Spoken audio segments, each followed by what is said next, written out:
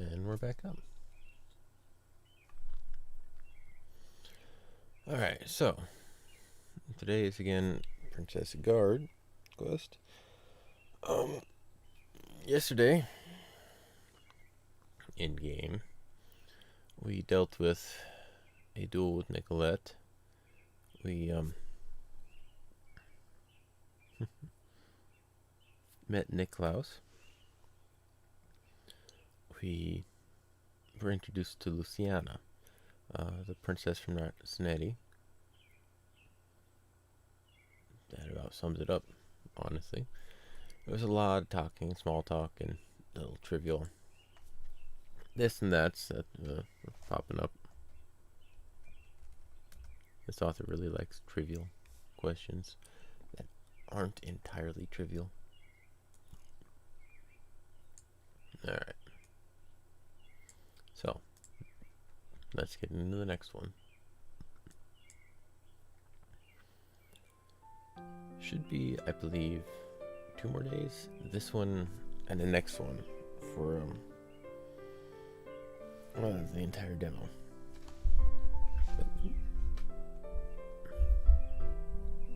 Let's go.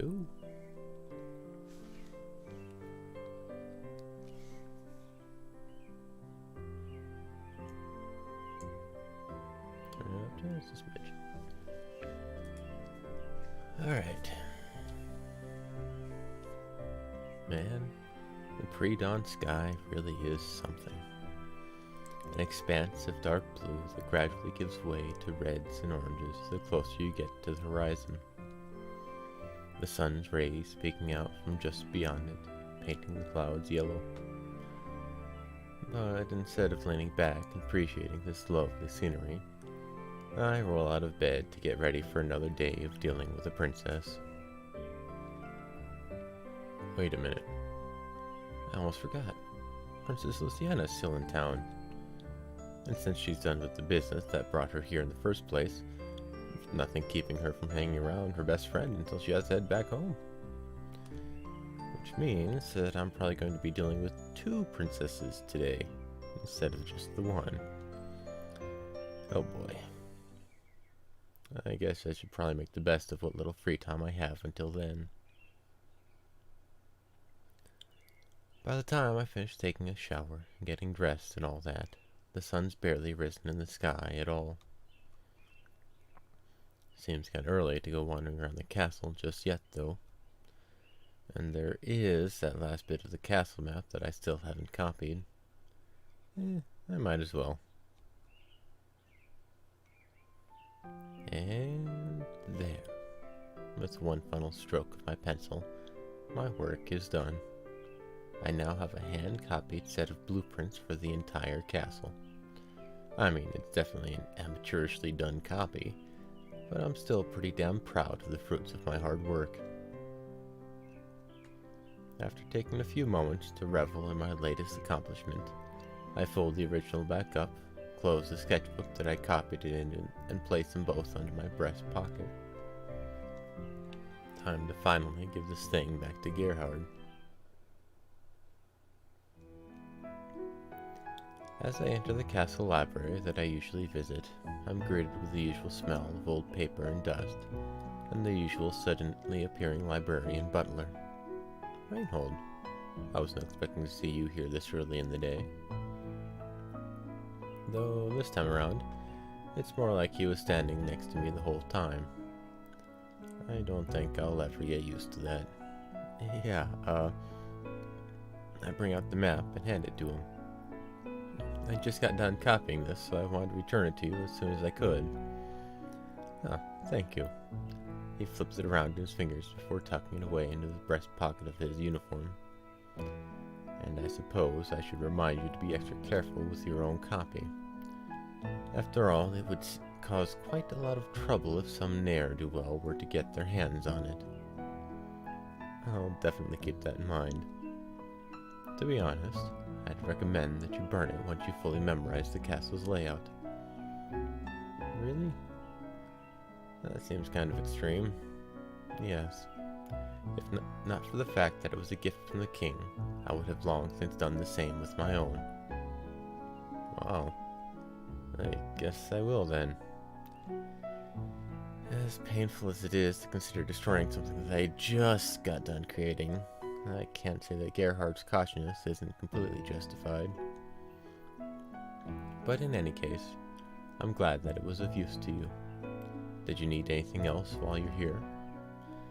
No, that was about it. And thanks again. Anytime.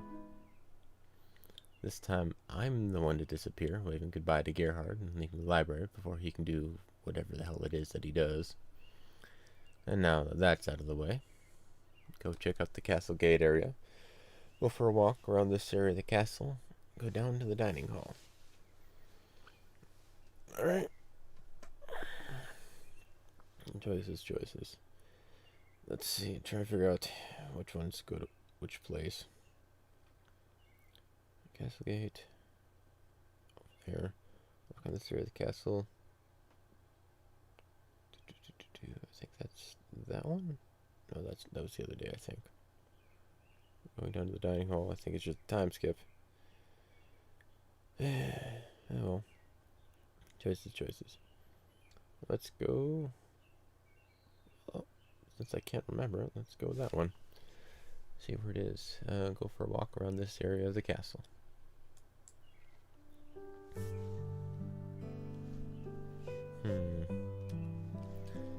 There's still about an hour to go before it's time to meet up with the princess.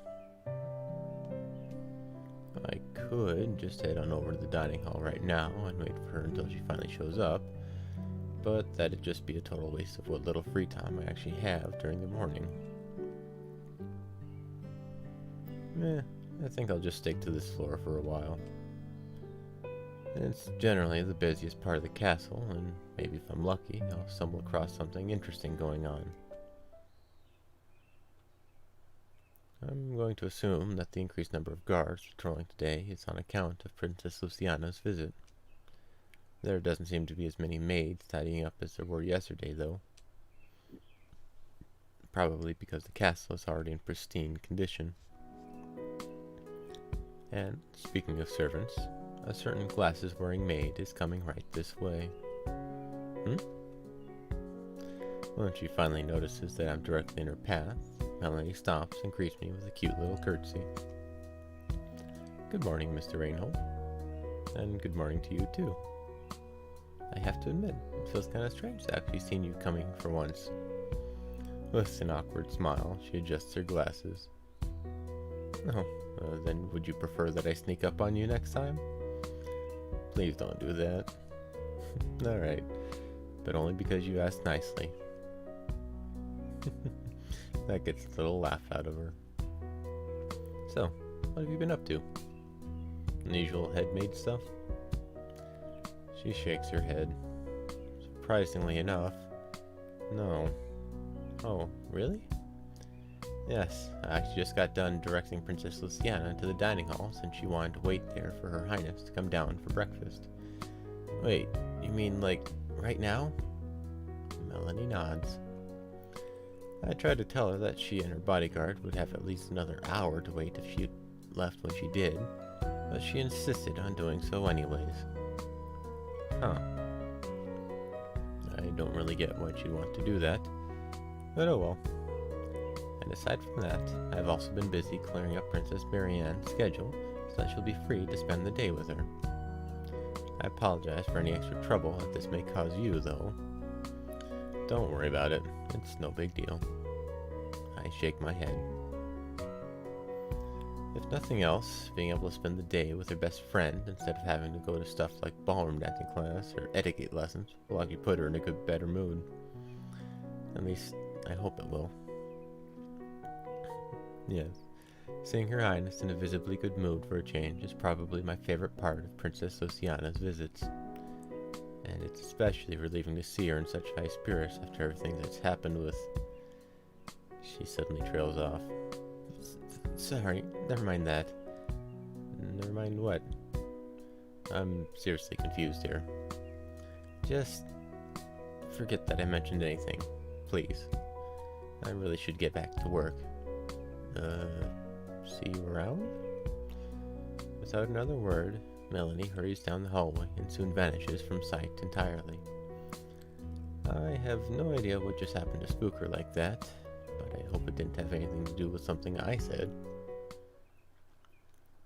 Despite my desire to resume wandering the castle, the thought of Princess Luciana waiting by the dining hall entrance, with nobody aside from her taciturn bodyguard around to keep her company, starts to wear on my conscience. So, against my better judgment, I end up heading down there way earlier than I'd originally intended to. And, sure enough, the two of them are standing at my usual morning waiting place. Takamaru is the first to notice my approach, though he says nothing. Princess Luciana, on the other hand, her eyes light up the second she spots me. Why, if it isn't Mr. Reinhold. At least she seems to be in a good mood. Good morning, Princess. Takamaru. I nod to them. And good morning to you, too. I can't help but notice that you don't seem to be particularly surprised to find the two of us here. Well, I heard that you decided to wait for the princess to come down, and so you desperately wanted to keep me company. Feigning surprise, Princess Linnea takes my hand and starts giggling. What a kind, thoughtful bodyguard that my best friend has been blessed with. I'm sure that you have no shortage of ladies who are interested in you. Why, it wouldn't surprise me at all if Marianne herself happened to harbor some hidden amorous feelings toward you. I don't think she'd be very happy to hear you making jokes like that. I make jokes like this because they make me happy. What have I got myself into? Speak of the devil. With perfect timing, she shows up right when we're talking about her. Oh, so you're actually on time again. It's nice that... And then she bothers to actually look in our direction. Luciana? What are you doing here? I hadn't sent for you yet. Princess Luciana gives an innocent shrug. Well, I remembered how much you love surprises, so... It takes her a few seconds to recover from this unexpected development. As long as he didn't do anything to offend you before I arrived. She sends a derisive glance my way. As a matter of fact, Your Highness, before you got here, I was just on the verge of regressing into a gibbering barbarian. I really appreciate that you shut up just in time to snap me out of it.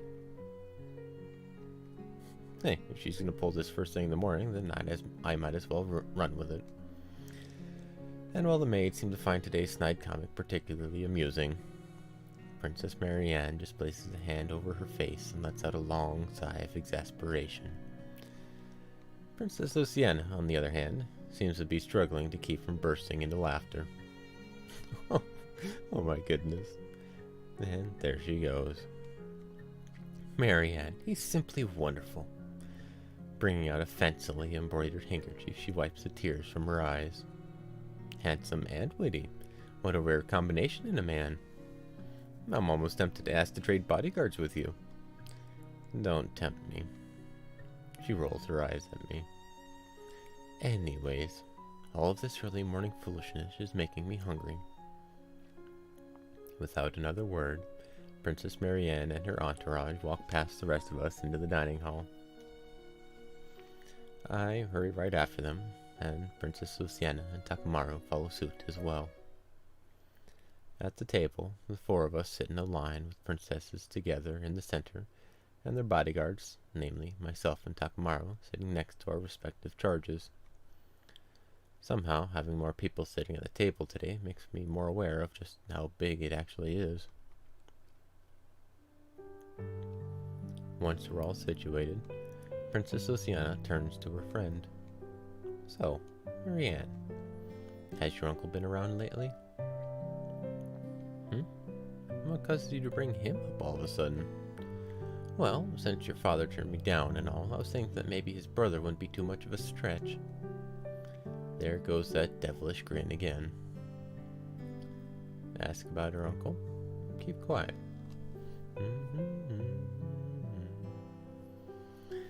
They have, all sorts of, why are you not working?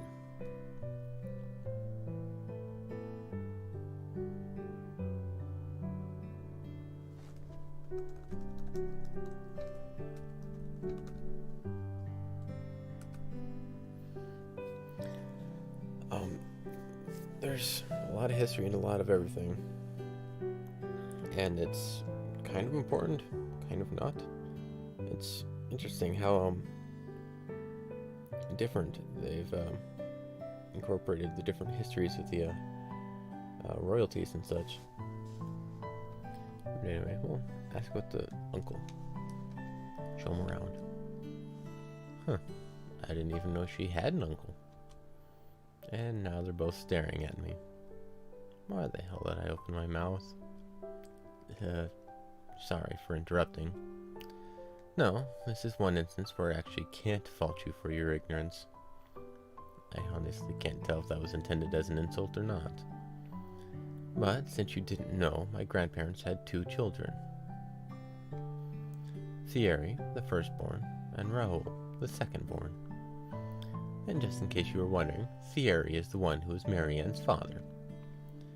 Honestly, Luciana, Princess Marianne rolls her eyes at her giggling friend.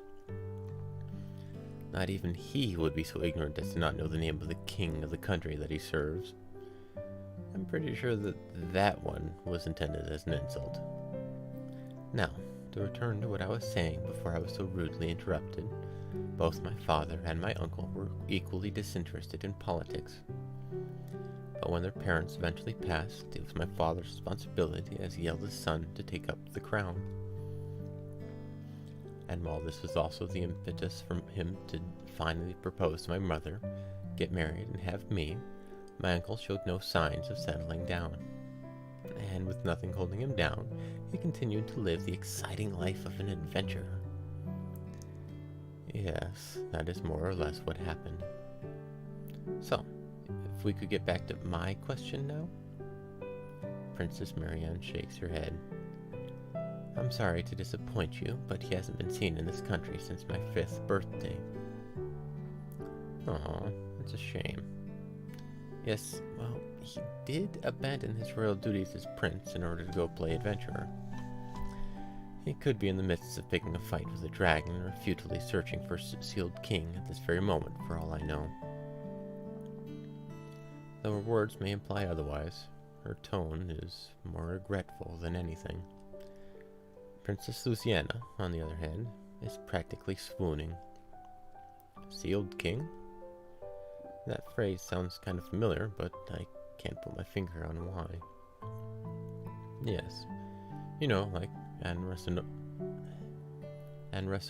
or Sanavina? I have no idea what any of what you just said meant.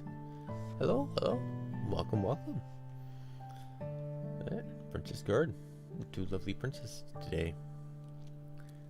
And suddenly, I find Princess Marianne, Princess Luciana, and Takamaru all staring at me with the purest look of bewilderment that I have ever seen in my life. How in the world? You know, there are limits to how ignorant a person can reasonably be before it's just too exasperated to even finish her sentence. Princess Marianne buries her face in her hands and groans. I'm doing alright. Not too bad. Nothing really new. Well, unless you want to count. Painting I got here. Give me a sec. Worked at making a Beatrice. It's not coming along as good as it could, but it's coming along better than I thought it would. And my chat is really bugging up here. I have to figure out a way to fix this. It's connected, so what's the issue? Let's try this. Yeah, this chat is really bugged. This chat seems to be alright. I don't know, I'll figure it out.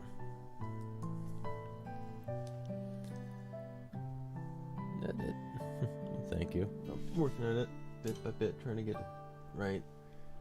The hardest part is getting the right shade of the color. It's not just getting a color on there, it's getting the right color. And it's like you mix them up and it's like, oh, that's too dark. Nope, that's too white. Nope, that's not red enough. No, that's too red. And I'm just sitting here mixing it, just kind of like hoping it'll be close enough. I don't know. But I'm working towards it. I'm honestly kind of dreading the face. That's the part I think I'll have the most trouble on. But I'll get there when I get there. One of the other goals is make more of the portraits. The elder Beatrice, Erica, Battler, things like that. See how well I can do with some of those. Maybe branch out to doing portraits of other things. Or whatever. I'll see where it goes. It's an endeavor I'm going on for the moment. I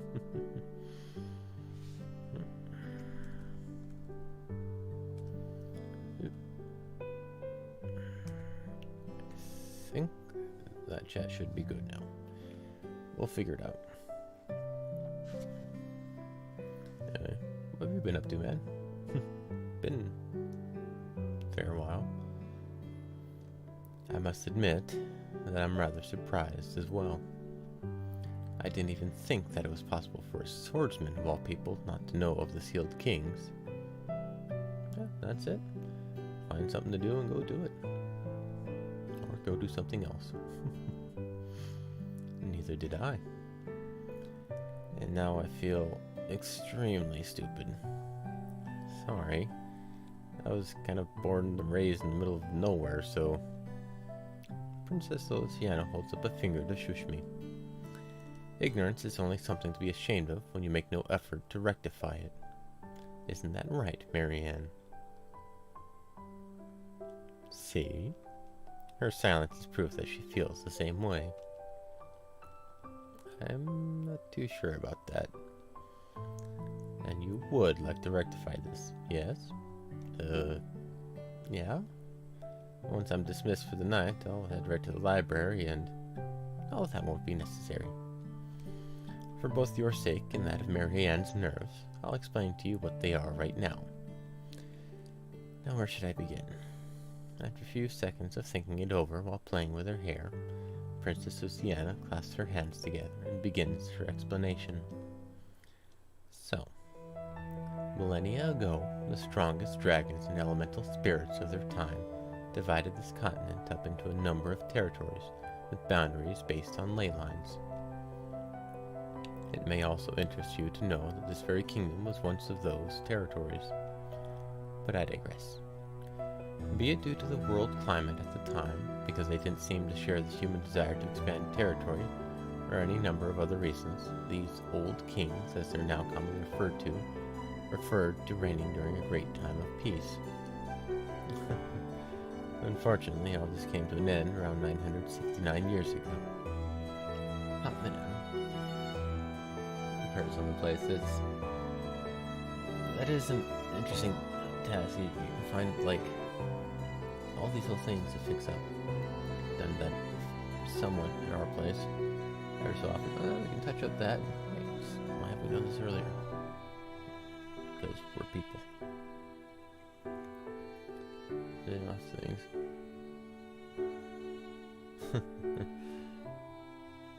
Old stuff needs to be finished.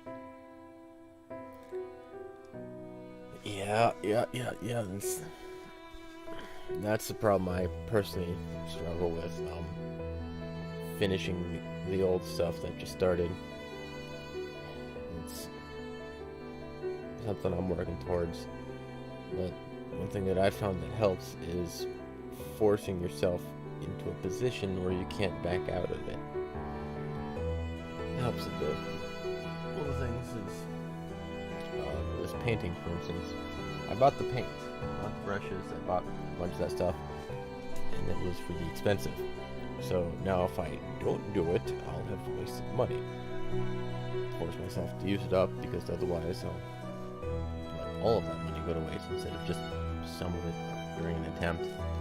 But yeah, I'm pretty bad at finishing up the old projects you've accumulated and then starting new ones. I think I'm getting better at it, but I don't know. But yeah, the other one is time. Not enough time in the day, or not enough allotted time for it. I have slightly a bit more time than most people, but at the same time, it's different. I don't know. My time is fragmented, and it's hard for me to get in the mindset of working on things. Like I can do something for like a bit, but then I have to immediately start thinking of the next thing I have to get to, like work or the store or picking up somebody else or going to sleep early so I can wake up for this thing. So yada yada. It's frustrating. Time is there's just no time in the day. Or oh, honestly, I've been thinking about reshuffling my hours, trying to work things out a bit more. Especially since now that I have the new internet, I don't have to do it at 3 in the morning. Technically, it's a choice now. I can do this whenever, I think. So, might try that one of these days. I don't know. We'll see. I'll give that a shot.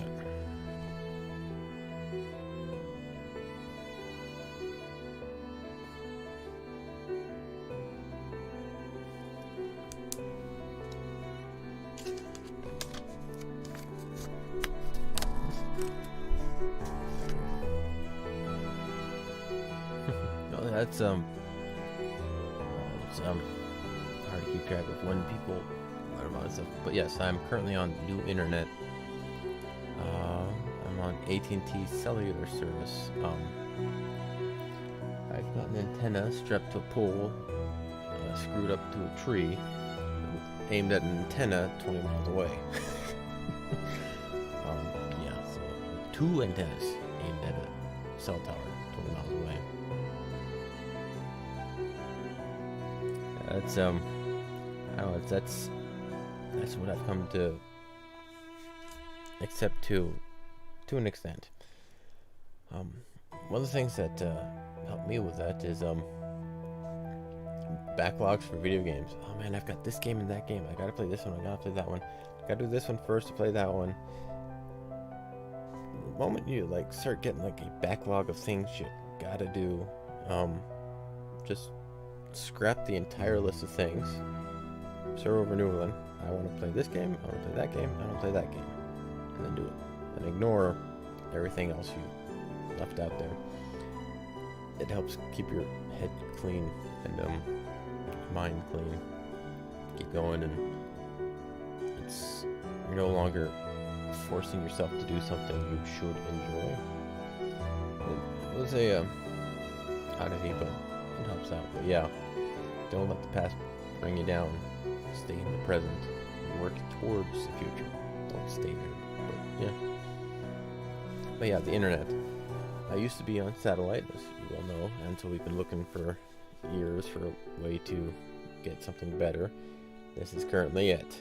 And occasionally my stream will go down because that antenna is up during a thunderstorm or something and something wigs out. But currently I'm going at 480p with a higher bitrate than normal. So it's pretty cool. I potentially could do more, but I'm not quite sure if I want to push my luck too much. And then we'll see. It's pretty stable here, so I like it, but yeah, I can experiment a bit. We'll see. But yeah, currently I have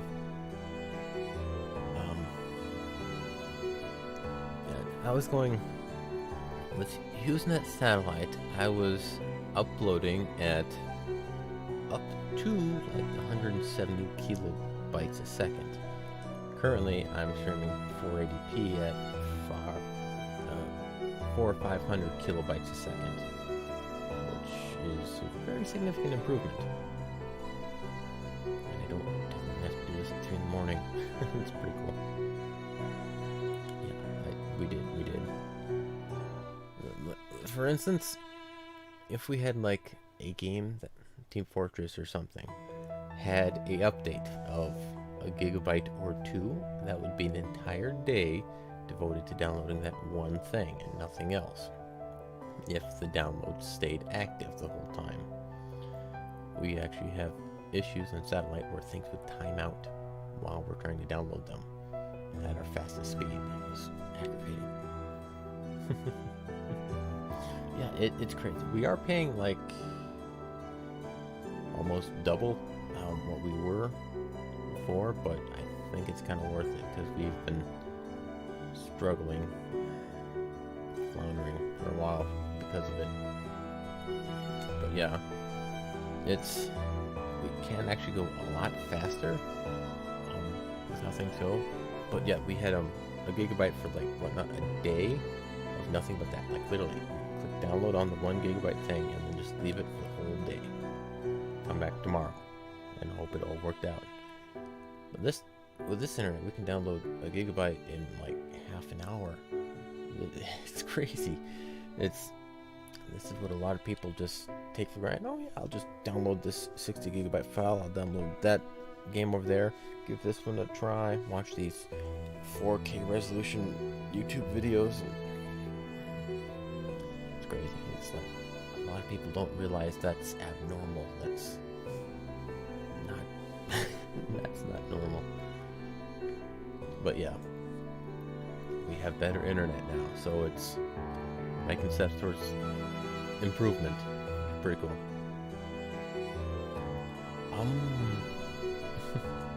The antenna itself, we technically potentially could improve it a little bit more, but not really. Currently, we have like a 4-foot antenna specifically designed for the phone ranges, varying from AT&T to Verizon and whatnot. It gets pretty technical, but we have a 4-foot antenna hooked up with a 1-foot cable into the box. That box has a LAN cable with like a 50-foot cord to a router to our house, because a longer cable differs the weakens the signal from antenna to thing. It's kind of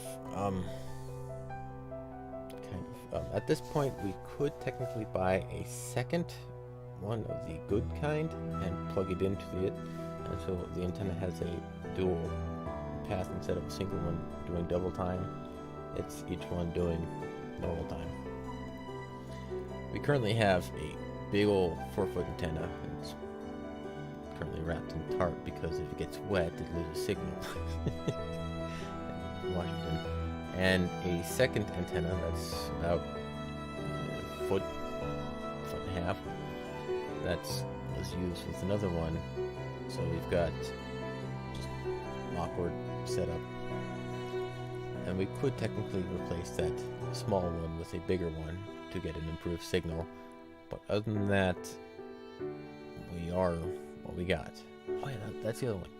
We went with the AT&T plan. It's using the cellular network and it's unlimited. Therefore, we can download whatever, whenever, as much as we want, which is really cool. As opposed to, okay, guys, I need to download this video to do something. Okay, well, and having everybody manage using a limited amount of data. But yeah, that was something we've been working on for a while. We tried a couple other hotspot plans. We tried Verizon Jetpack, AT&T Hotspot. I looked into T-Mobile. We don't have T-Mobile out in this area, like, at all. Just nothing. So that was that. But all those plans had like a 5, 10, 15 gigabyte hard limit on how much data you could use, and then it would just straight up shut you off, which won't work for streaming. So then we had to abandon those, and we tried using those to play games because, oddly enough, gaming is one of the least intensive internet uses you can have. Like a first-person shooter, an MMO, they're actually minuscule for the amount of data that gets transferred. The patches are another thing, but the actual gameplay is like nothing.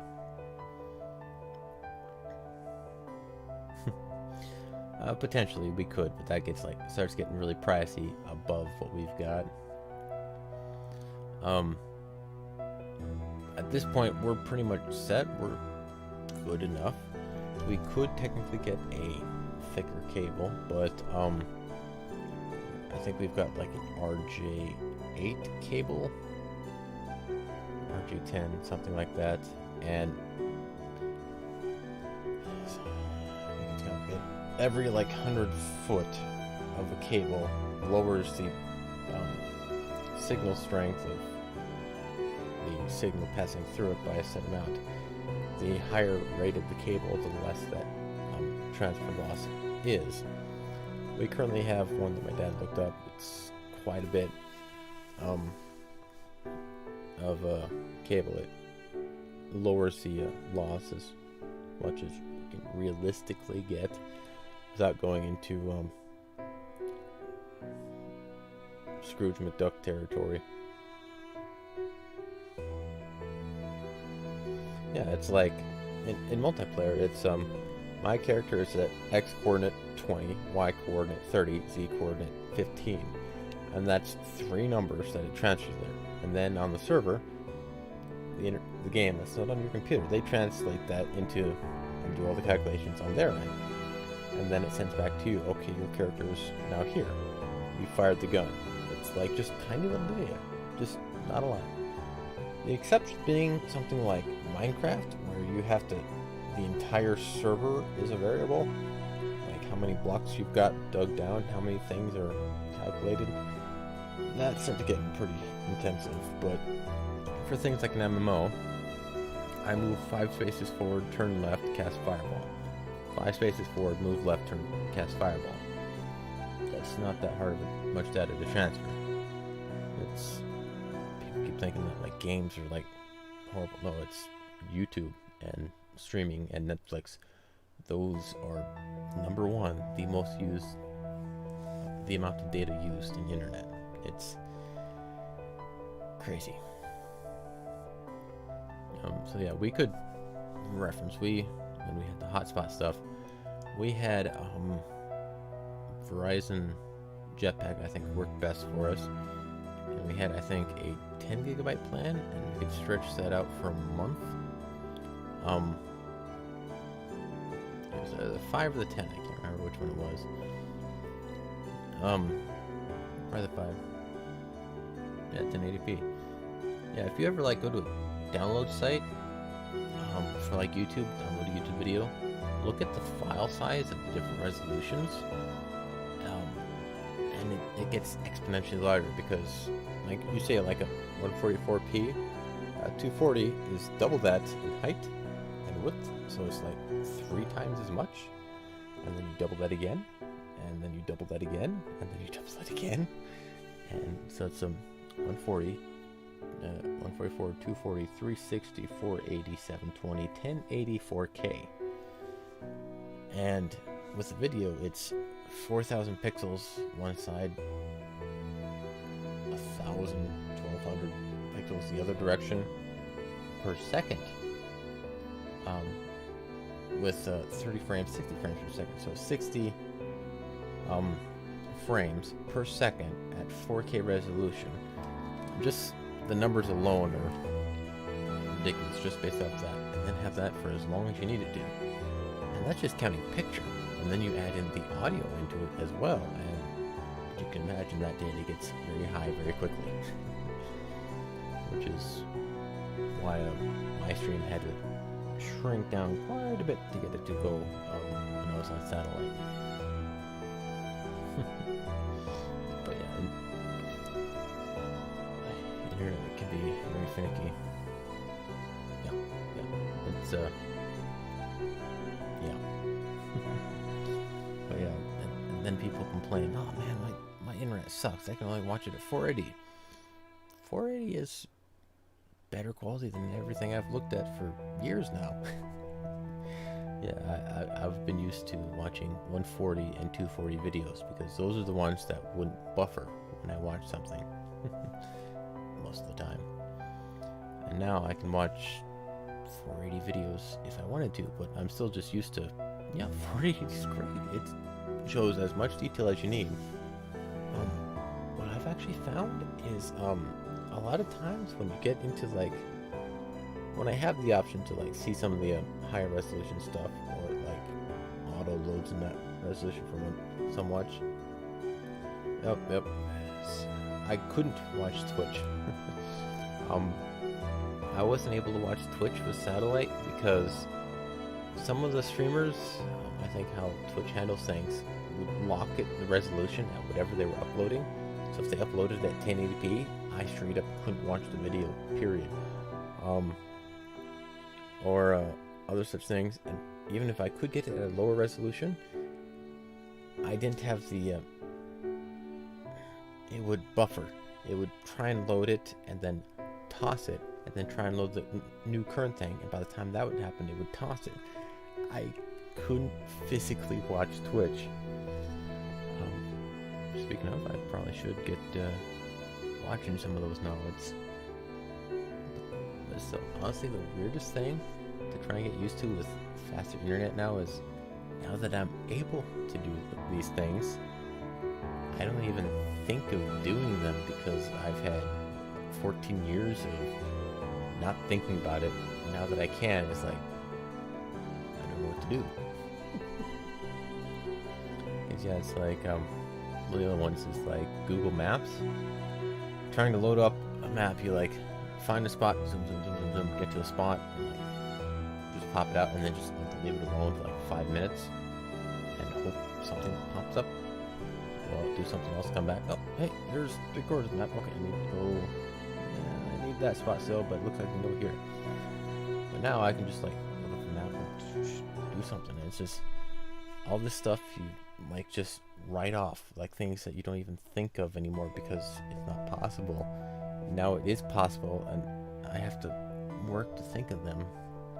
And one of the other ones is like first-person shooters. That was a type of game that I enjoyed years ago. I shifted here and I couldn't play them anymore. And so now that 128k, yeah. Wait. I just kind of brain farted on what I just said. Like shifting down to get into that, or getting used to how much you could use. But yeah, my dad asked me, so now that you get internet, what games are you gonna play? I don't know. I don't know of any. I haven't kept track of them because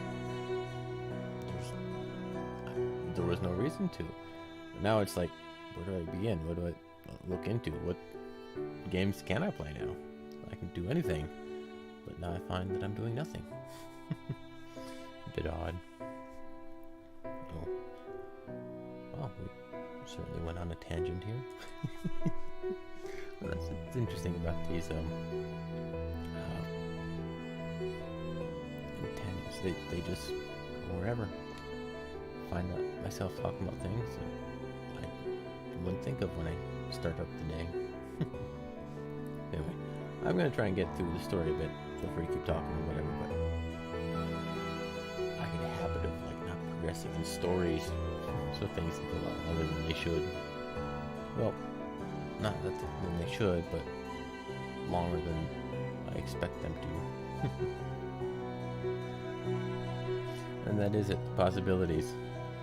Though, on the other hand, though, I'm severely out of practice for a hell of a lot of that stuff. Going in matches and games with people who've played it for decades now. That's a bit different. And it's a different community. Man, you don't know about this trick? How come you don't know about this trick? I haven't played for 15 years, man. I don't know what you're doing. Or anything I did know is now outdated. Oh yeah, they patched out bunny hops like 20 patches ago. What the hell are you talking about, man? Your class can't do that anymore. Now they do this. Oh. Alrighty. Running into some of that too already. But not by much. Anyway, back to the story. Unfortunately, all this came to an end around 969 years ago. Wait a minute. That's the same number as the seer. So you are listening. Anyways, the man who set all this in motion was a swordsmith whose name has been erased from history due to just how horrible his actions were. Yeah, bunny else. I used to be decent at Counter-Strike Source. I like playing on surf maps and other generic ones like that. And I got pretty decent back in the day, but then they like patched it out, did some other stuff, couldn't do it anymore. And now I don't quite know what state all that stuff's in. And anybody who's been playing Counter-Strike has been playing it for decades. So I'm really out of skill with any of those guys now. And it's an old game, so only the people who've been playing it are still playing it. Anyways, the man who set all of this in motion was a swordsmith whose name has been erased from history due to just how horrible his actions were. Driven by the desire to create the perfect sword, he spent his entire life researching smithing techniques, and then shifted his focus to magical research when he grew unsatisfied with those. He even went so far as to seduce and contract with an elemental spirit of light, just so that he could lengthen his lifespan and have more time to pursue his goal. And one day, he finally succeeded. Mr. Reinhold, are you familiar with Regents? No? More things that I know nothing about. Great. Well, when it comes to magic, some spells require a physical component to act upon. Turning water into blood, that kind of thing. Oh. Okay. I nod in acknowledgement. So I'm guessing that this swordsmith made a spell. That needed one? That's right. And in this instance, the necessary reagent just so happened to be an elemental spirit. Wait, what? And since one of those just so happened to be desperately in love with him, she volunteered herself as the reagent for the first casting of this spell. More like she volunteered to be the first victim of his curse. Well, I suppose you could look at it either way. She just shrugs. As a result of this spell, the swordsmith's would-be lover, a being composed of pure magical energy, mind you, was transformed into a sword. And through the conditions of this spell, though I suppose curse would be more appropriate in this case, he was bonded to her until death and gave full access to her magical abilities. So he turned his girlfriend into a sword, and she volunteered for this. What even the hell? What can I say? It's what she wanted. She was so obsessed with him that she jumped at the opportunity to become the object of his obsessions. That still sounds absolutely insane. Oh, it was. And as is often the case with such things, the swordsmith wasn't satisfied with having created only one so-called perfect sword. So with his initial test having succeeded, he went on to travel across his entire continent, seeking out those among the old kings who happened to be elemental spirits, and subjecting them to that same curse. The first such victim was Anrasarana, the Undying Inferno.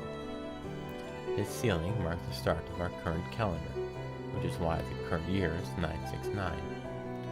Now, Anrasarana's brother, Alcerandra, put an end to this by finally killing a swordsmith 9 years later, but the power vacuum that resulted from the leaders of countless nations being turned into swords led to centuries of turmoil. I can definitely understand why. I'm learning all sorts of things today that I probably should have known a long time ago. And, on top of all that, now there are a number of magical swords floating around which can instantly grant their holders the powers of some of the most powerful elemental spirits who have ever existed. Collectively, those swords are known as the Sealed Kings. And now the title makes sense. Being chosen as the master of a Sealed King is the dream of practically every adventurer and swordsman in the world, including my uncle. Finally, having recovered from her aggravation-induced headache, Princess Marianne raises her head from the table. Don't forget Uncle Guillaume, too? Yes, that was one of his goals back during his and your father's adventuring days. That certainly is the life. doing as one pleases, slaying the wicked, exploring the world. It's certainly a far more satisfying way to spend one's life than dealing with court intrigue day in and day out. Don't you agree, Mr. Reynold? I dunno. I shrug. I mean, I did see a fair amount of action back when I was in the army, but right now I'm just happy to have such a comfortable position here in the castle. It's nice and peaceful. Oh, you're just saying that to be nice to Marianne. She doesn't seem too satisfied with my answer. But I suppose that a bodyguard wouldn't necessarily understand how annoying it is to be forced to deal with politics. As she continues on, her cheerful front begins to give way to genuine bitterness. Especially not over here, where the king keeps his friends close and there isn't much in the area of court intrigue. Yes, it's a far cry from what you've told me of Marcinetti's court life. Oh, you would hate it. Utterly.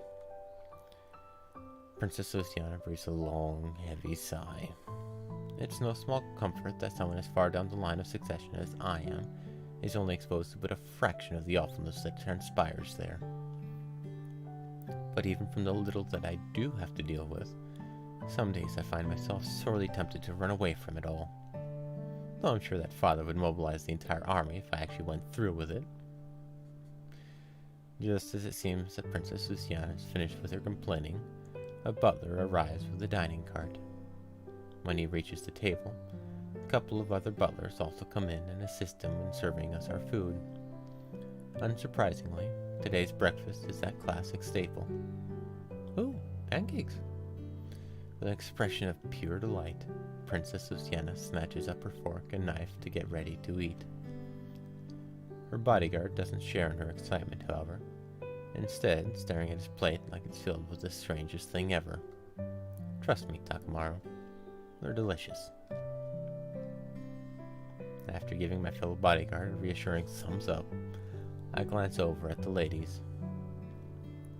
As expected, Princess Marianne is the portrait of etiquette as she cuts her pancakes into tiny pieces and takes dainty ladylike bites. Princess Luciana, on the other hand, she's chowing down at full speed. By which I mean she's doing so at the same pace that I usually eat breakfast. I love Grenache's food. It's so much tastier than what we have back home. She happily licks some excess syrup from her lips. Mr. Reinhold? What? Crap, I got cut up and staring at... I just know that being able to eat such delicious breakfast every single morning is one of the highlights of your job. I can't exactly deny that. And then I quickly turn back to my own plate and begin cutting into my pancakes. They're so sweet. Takamaru examines the food on his fork. People in this country actually eat such pastries for breakfast every day. This is indeed a normal breakfast here in Grenache. Isn't it wonderful? It is unexpected. While those two continue their conversation, Princess Marianne watches on with an amused smirk. But as for me, I'd much rather focus on stuffing my face. Maintaining my restrained eating pace, I finish off my stack of pancakes around the same time that Princess Luciana does hers. And since the others are still in the middle of eating theirs, I consider maybe striking up a conversation with her. But then a butler presents her with another plate. It's clear that she really enjoys her pancakes. Princess Marianne is the first to get up from the table after everyone's finished eating. Oh? Where are we going now? Since you seemed interested in that novel I was reading last month, I was thinking that we would stop by the library first. What I'd really like to do is take you into town, but I know that your father would have a fit if I were to even attempt such a thing. The disappointment in her voice is clear. Father's overprotectiveness is so tiresome. Why bother sticking me with a bodyguard if I'm just going to be cooped up inside all day? But since the really fun things are out of the question, the library does sound nice. Care to lead the way? Of course. With that, the rest of us get up from the table and follow Princess Marianne out of the dining hall. One short walk later, I'm back at the first place I visited this morning. I swear, I've never understood why this place has so many separate libraries. It's kind of weird, isn't it? Thank you for agreeing with me, Mr. Reinhold. Our castle back home only has one, and that seems like plenty. Yes, the castle was originally laid out that way as well. Huh? Really? Then why in the world was it changed the confusing way that you have it now? It was done as a safety precaution. Safety? Yes, that of the Royal Collection of Literature. You see, apparently there was a fire that broke out here about 4 centuries ago that completely destroyed the castle's original library before it could be contained. As a result, thousands of priceless books, many of them one of a kind, were lost forever. Oh my. So in order to ensure that such a tragedy could never be repeated, it was decided that our books would no longer all be kept in a single place. So that's the reason? Princess Luciana furrows her brow. I suppose that does make some sense. Hello again, Reinhold. As we make our way further inside, Gerhard once again emerges from the shadows right next to me. At least I'm expecting it this time. What? An assassin! Takamaru dashes in front of Princess Luciana and prepares to draw his sword. Ah, my apologies. Gerhard holds up his hands. I am but a humble butler, as both of the princesses here can attest. There's no need to be so jumpy, Takamaru. Mr. Gerhard is always like this.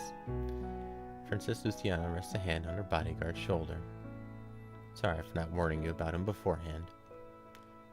He appears from the shadows like some kind of... He shakes his head. Never mind. I still have no idea how he does that. So,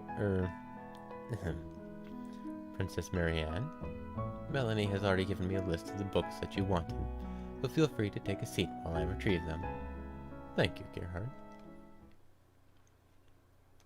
It isn't long before Gerhard reappears while balancing a large stack of books on one hand in a way that's reminiscent of Arnold's daily tea-time showboating. Luckily, Takamaru doesn't react violently to his sudden appearance this time around. Here are all the books that we have by Sabine Renard. Gerhard gently places the stack on the table. Please don't hesitate to ask if you need anything else. Thanks, Mr. Gerhard. I've been dying to read these for so long. Renard's works are so hard to find back home. Thank you, Gerhard. That will be all for now. Gerhard bows to the 2 princesses and then turns to me and Takamaru. Since it looks like the ladies will be busy for quite a while, was there anything that I could get the 2 of you? All I can really think of are things relevant to what I've been doing over the past few days. I don't know, maybe a beginner's book on portrait drawing or casting magic or something like that. Sylvie actually checked out every last beginner magic guidebook that we had yesterday, but I'll see what I can do. No problem, it's not that big a deal. He then turns to Takamaru. And was there anything that you'd be interested in, Mr. Takamaru? And no, that will not be necessary. I cannot read. Ah, I'm sorry to hear that. Gerhard then does a quick bow before disappearing into the depths of the library once more. And now a certain princess is smiling at me in a way that's filling me with dread. Drawing, you say? That's certainly an interesting hobby you have there, Mr. Reinhold. It's just something that I do in my spare time. I'm not all that good at it, though.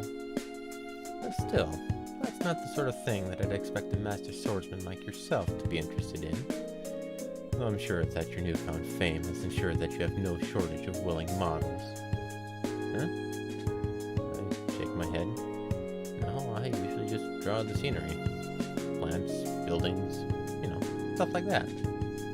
Oh. Once again, she seems really disappointed by my answer. Well, if that's the case, why did you ask Mr. Gerhard for a book on portrait drawing? Oh, that? Nicolette lost a bet with me the other day, so I was planning on sketching her tonight.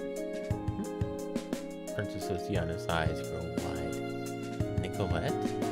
Because of a bet, she actually... Marianne, your bodyguard certainly is a bold one. I think that you may need to watch out for him. Luciana, please.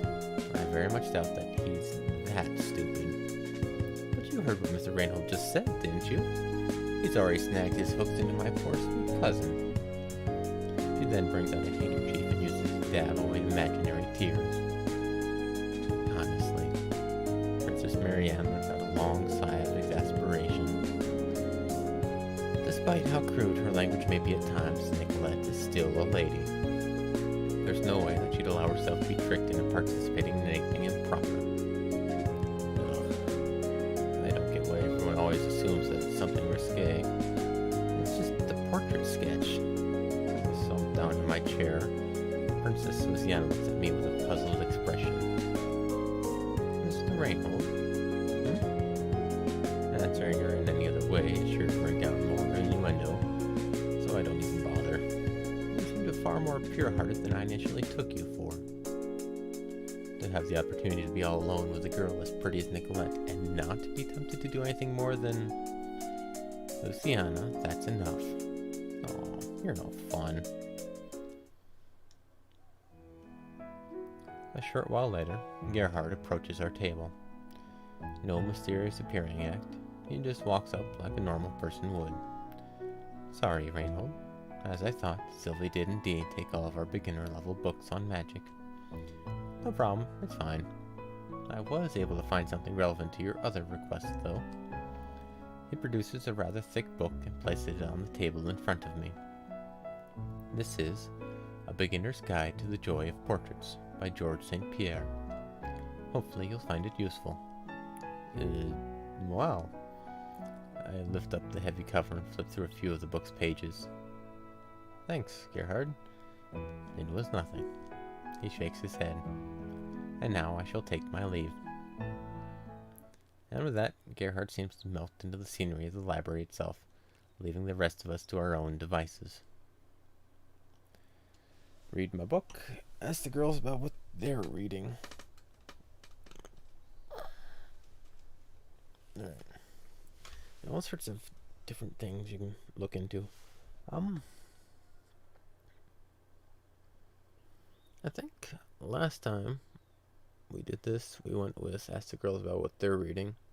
So I'm gonna shake it up and just read my book about portrait drawing. Maybe I can personally pick up something.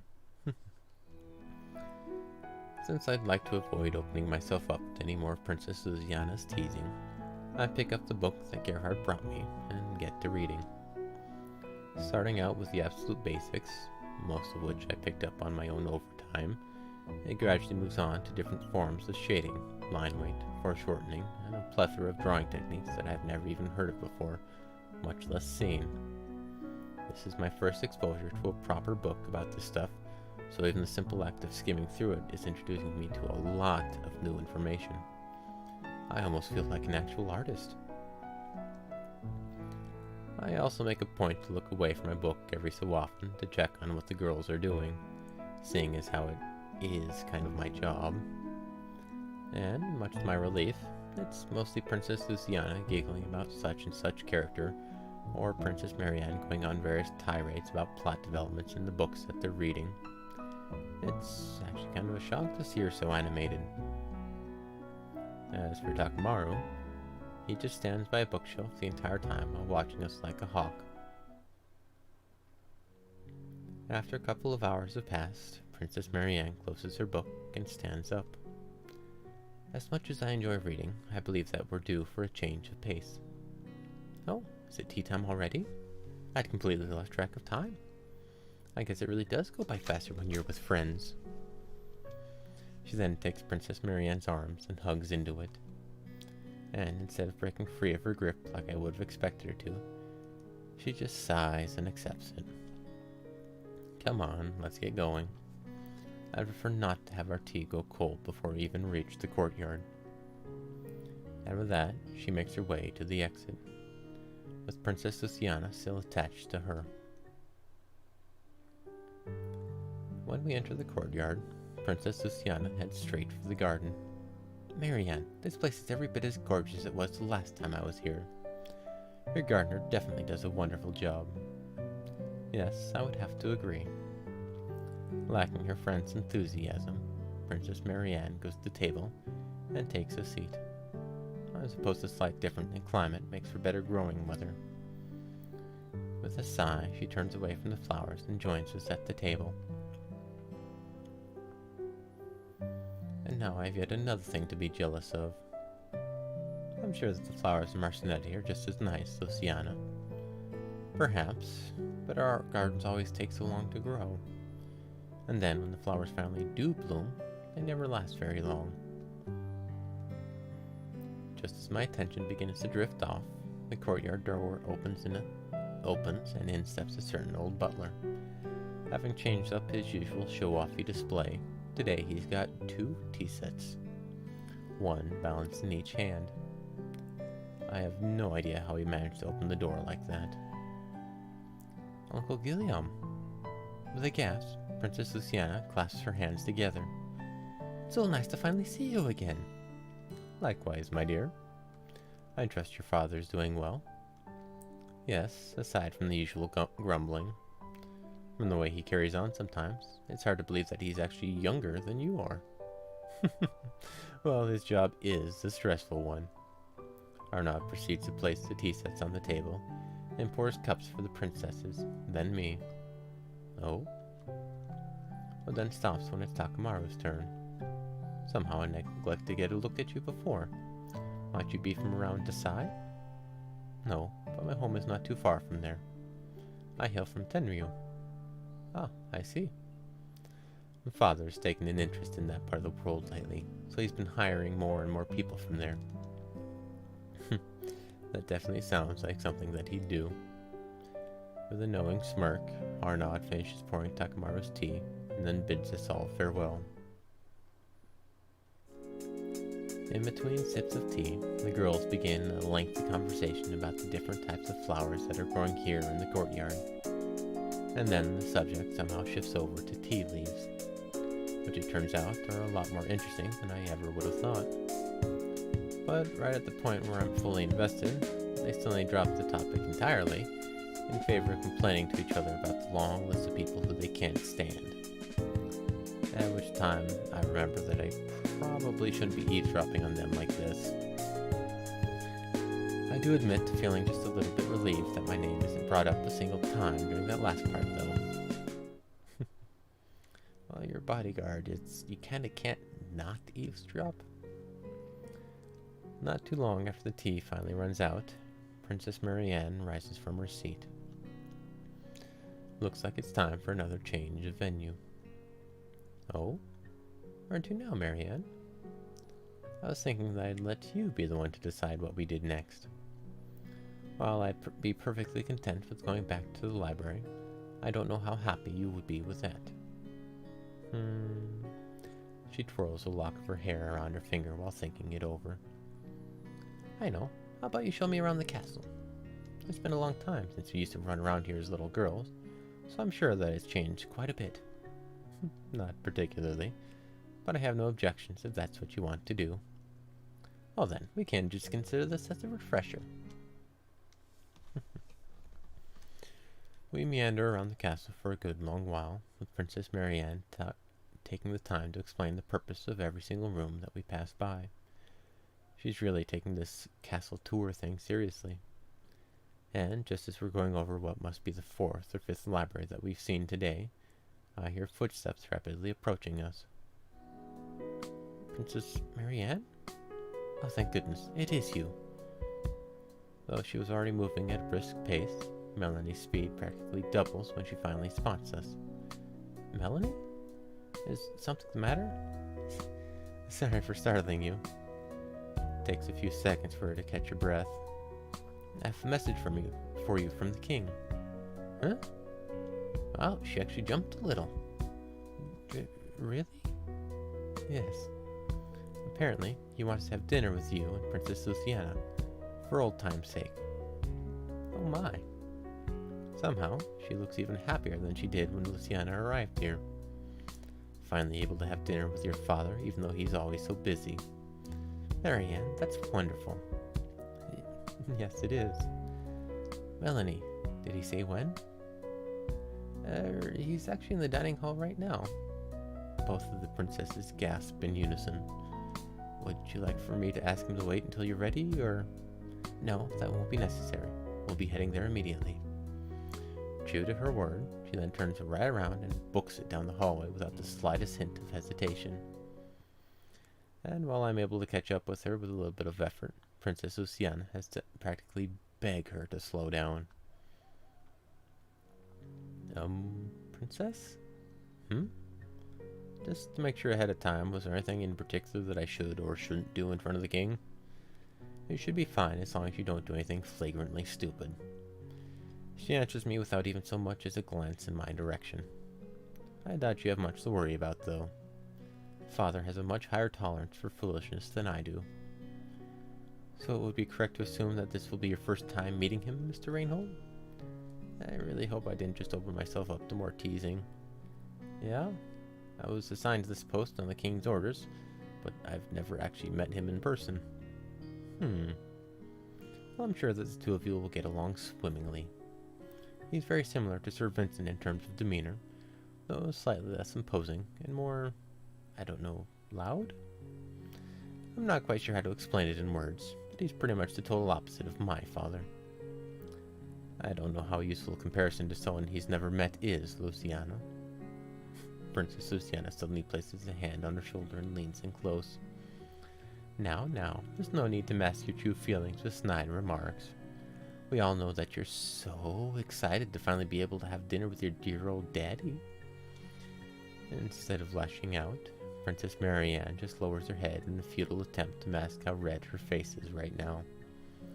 I've always been ever so slightly jealous of your relationship with your father. I mean, I'm my father's 7th child, so I've always had plenty of competition for his attention. And when you take into account his generally stuffy demeanor on top of that, it's no surprise that we're not as close as I'd like. But you're lucky enough to have your father all to yourself. Yes, I do feel sorry for you. Now would you please let me go? Naturally, she does no such thing. Oh, look at how hard she's blushing. Miss Reinhold, isn't she just adorable? Speak the truth, change the subject. Odd little important yet not important little things. I think we'll change the subject though. I suddenly break into a coughing fit. A completely artificial coughing fit. What? I don't think I caught that. Boo, you're no fun. Fun or not, there's no way in hell she's going to trick me into answering that question honestly. So, is it really that rare for you to have dinner with the king, princess? Yes. He's been quite busy recently, so I haven't been able to see him anywhere near as often as I'd like. Which would be all the time. Anyways, she cuts her overeager friend a sharp glance that I am far more used to seeing directed at me. Since I don't see much of a point in going through the trouble of having a proper dinner when I'd just be eating alone, I normally just have one of the servants bring a plate to my room when I get hungry. Don't you think that's a bit rude? Surely you wouldn't be eating dinner alone if Mr. Reinhold was with you. She winks at me, and I'm sure that he wouldn't mind it either. Luciana, could you please give it a rest? Unfortunately for her, Princess Luciana's teasing continues unabated until we finally reach our destination. Once the door to the dining hall is in sight, Princess Marianne abandons any pretense of properness in favor of racing right into the room. And as her bodyguard, of course I'm stuck running in right after her. Inside the dining hall, I spot a man with blonde hair and a short beard sitting at the head of the table. He isn't just some guy, though. This is Thierry Valentin Yves Grenache, the king of this country. Huh. So it's not just the hair. His eyes are the same color as Marianne's, too. Not too surprising, though, considering that he's her father and all. What a sight for sore eyes. The king's boisterous laughter fills the dining hall as he rises from his seat, races towards his approaching daughter, and lifts her into the air like she's the lightest thing in the world. Oh, my sweet little Marianne. I'm so ashamed of myself for having neglected you lately. What? No, that's... Royal matters or not, there's still no excuse. I understand, so... Words can't properly describe how weird it is to see her completely defenseless like this. But I promise you, every single day that I miss out on seeing your smiling face is like a day without sunlight. She definitely isn't smiling right now, though. Father, could you please put me down? Whoops. He immediately acquiesces to her request. Sorry about that. I couldn't help myself. Of course you couldn't. Resting a hand on his daughter's shoulder, he turns to face Princess Luciana. And Luciana, it's always nice to see you too. Likewise. I do hope you're not too mad at me for turning you down, though. She shakes her head. Don't worry, I was expecting it. Though if we're going to be completely candid here, I must admit to being the slightest bit disappointed. Even after all these years, I'm still a heartbreaker. Did you know that Annalisa still holds a grudge against me for turning her down way back when? Yes, well, I can't exactly blame you for that one. And besides, had your taste in women been poor enough that you'd actually choose my eldest sister, of all people, to marry, Marianne would never have been born, and I'd be out a best friend. Well, I never said that I regretted turning her down. So, at long last, I find myself face to face with the legendary Swordmaster Reinhold. What? Swordmaster? Me? It's a pleasure to finally get to meet you, Your Majesty. Same here. He then takes my hand in his own and gives it a firm handshake. I actually have to work to keep it from being crushed. I know that Marianne can be a handful at times, but I do hope that you'll be able to hang in there. I'm definitely trying, though I get the feeling that my ability to last in this position isn't exactly up to me. He slaps me on the shoulder so hard that I'm almost knocked over. Yeah, Marianne's always been moody. It probably doesn't help that I spoiled her like crazy. Well, that's what happens when a guy raises a daughter on his own, you know? I'll just take your word for it. But anyways, it really is nice to see that you're faring better at this than Gregory was. Thanks, Your Majesty. While the king goes out to greet Takamaru, I do my best to try and ignore the throbbing pain in my shoulder.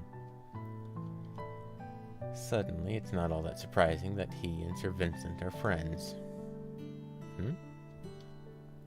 Speak of the devil. Vincent! Glad to see that you can make it. Do you know if Gregory's coming too? He said he was heading home when I asked him, so I'm gonna assume no. Bah, he's always so antisocial. After chatting with the king for a little while, Sir Vincent makes his way over to where I'm standing. Nice running into you again, Reinhold. Yeah, it's nice to see you too. So, how's it been going? I hope you're not too worn out after having to keep up with 2 princesses all day. Yeah, well, I lower my voice into a hushed one. After today, I've started to sympathize with the scraps of meat that dogs fight over. I know how you feel. Laughing, he pats me on the shoulder. And surprisingly enough, he doesn't put all of his strength into it this time. I've got 3 daughters myself, and I know how dealing with all that can really wear on you after a while. And it's gotta be even worse when you're not in a position of authority, right? Out of the corner of my eye, I spot Princess Marianne glaring at me something fierce. Never mind. Not too long after we've all taken our seats, several butlers push a number of dining carts into the room. Starting with the VIPs, they all place a number of plates in front of each of us before leaving just as quietly as they arrived. A huge platter with a number of different pieces of fresh bread, all arranged in a neat little spiral with just as many different cheeses in the center. 2 separate bowls of soup. And of course, the thing that catches my eye the most is the plate of which contains a most generous number of turkey legs. My mouth is already watering. Alright, dinner is served. In keeping with the rules of politeness, I hold off on eating until the others begin. There's no need to be shy, Reynold.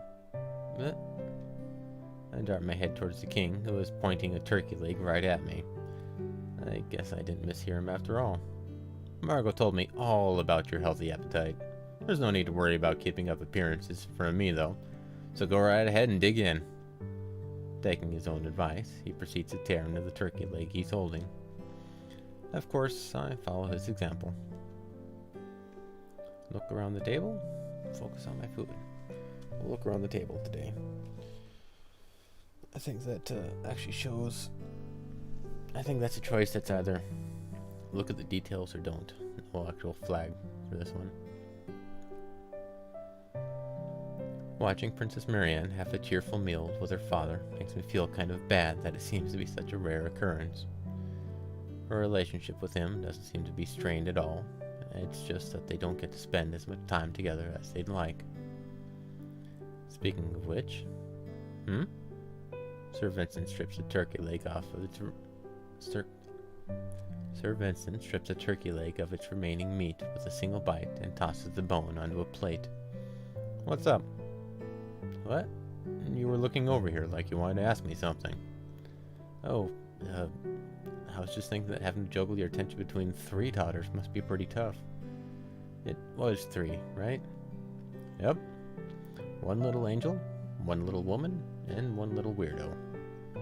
Oh, so they're all little kids? Nah, only the younger 2. Though they'd probably get mad if they heard me calling them little kids. And I know my eldest would get mad if she heard you, of all people, calling her that.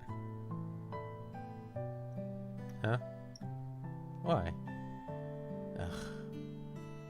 What? Was I too loud? He's referring to Sylvie. What? Really? Why would I lie about something like that? Ugh. And now it makes perfect sense that he'd be willing to carry around that huge stack of books for her. He wasn't just being nice, he was helping out his own flesh and blood. Wow. What, you didn't notice the family resemblance? Not that I can really blame you, though. She does take after her mother way more than me when it comes to looks. And that is something we are all grateful for. Ain't that the truth? It's nice to see that he's taking the princess's comments in stride. I'm pretty grateful that her personality turned out to be closer to mine, though. 1 out of 3 ain't bad. No, I'm really not seeing it. So I'm guessing that the other 2 take after their mother, then?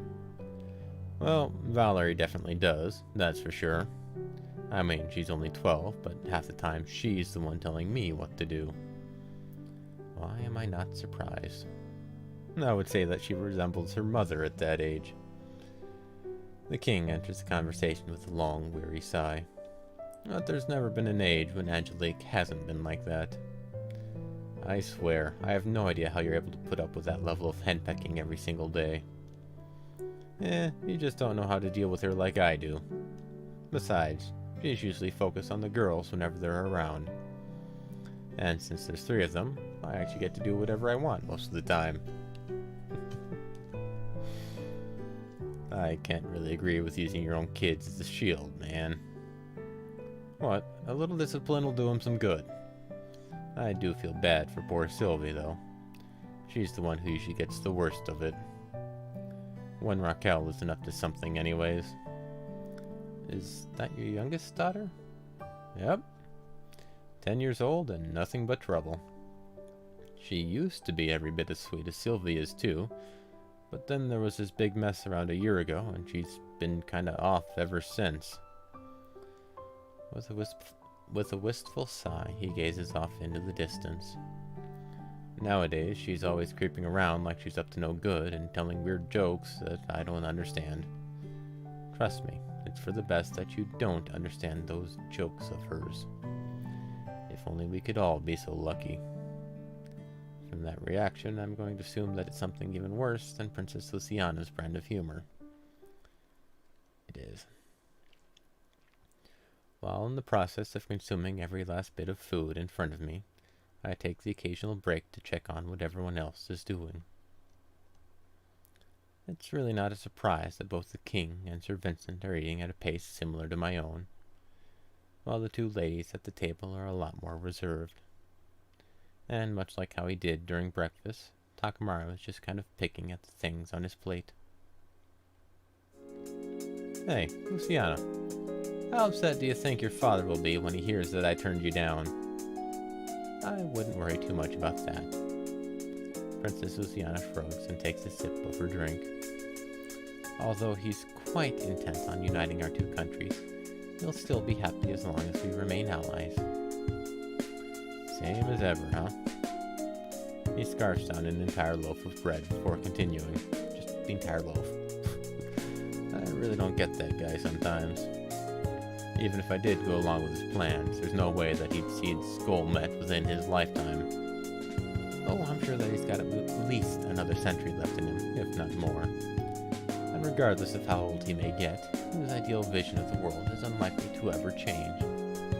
After all, that's why he continues to concern himself with doing something about Ancelot's slave trade, instead of just enjoying his old age in peace. The king closes his eyes and shakes his head. The same lofty goals as El Seranta, but with nowhere near his power. I really hope Celestino knows what he's doing. Oh, of course he does. And that's why he's been marrying off his children left and right. You have to secure those political bonds in case someone tries something foolish, you know? Is that what the party invitation was really about? Well, isn't it obvious? She glances at Princess Marianne and starts giggling. In addition to Father's genuine desire to celebrate Emilio's birthday, this is all an incredibly transparent ploy to try and show him off to Marianne in hopes that she'll take a shine to him. It never happened. And there goes my evil plot to make you my sister. But yes, Father really wishes that he could marry one of his sons off to Marianne. And since Emilio is the only one left who's still unmatched, the king simply shrugs and takes a bite out of the last turkey leg left on his plate. That's all up to Marianne. I married for love, and I have every intention of letting her do the same. Not that I'd ever hesitate to voice my opinion of whatever fellow she ends up interested in, of course, but the final choice is hers. If only I was so lucky. Princess Luciana looks down at the table and pouts. To change the subject a little, I have a question. Ask away. We're all friends here. While the king's laughter fills the dining hall yet again, a butler approaches the table with a fresh plate of food for him. Marianne, didn't know when I asked you earlier, but I was hoping that you might have a different answer. Has there been any news from your brother recently? You mean Raoul? He let out a disappointed sigh. Nobody here has heard it from that jerk in what, 10 years? Yeah, that sounds about right. Can't really blame him for choosing the adventurer life over the political crap that eats up most of my time. But do you think he could at least send his big brother a letter once in a while? Seriously. Both of them seem particularly annoyed by this. Well, that's a shame. Had you a way to contact him, then maybe I could have tried for him instead.